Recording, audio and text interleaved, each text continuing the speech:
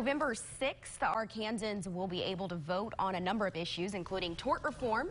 Now, this will be issue 1 on the ballot. It would put a limit on non-economic damages in cases like medical malpractice and nursing home negligence. It would also limit on attorney fees and also allow state lawmakers to judge on wrongful act cases. Joining us now in studio is Carl Vogelpohl with Arkansans for Jobs and Justice and Jesse Gibbons with the Arkansas Trial Lawyers Association to discuss both sides of this proposed amendment. So let's go ahead and get started. And first of all, tell us, Mr. Vogelpohl, why do we feel like we need to limit damages? So I think the big issue is when you look at the states that surround Arkansas, Arkansas is the one state in the Mid-South that doesn't have some kind of tort reform.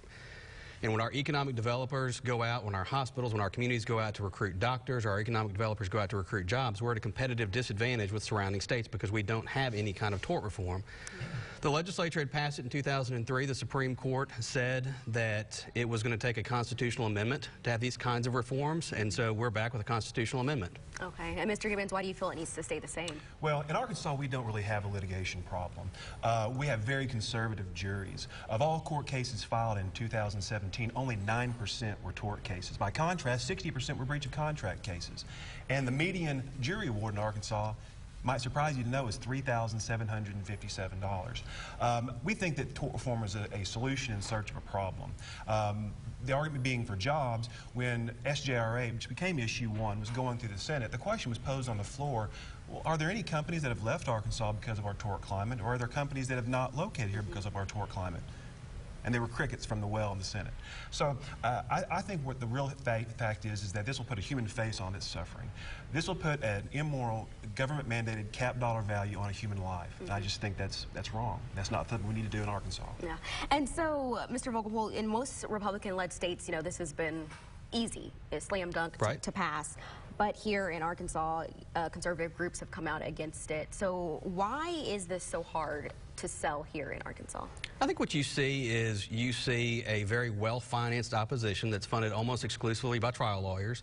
Even the conservative groups that have come out in opposition to Issue 1 have been ones that have licensed their brand to the trial lawyers, have accepted contributions from trial lawyers.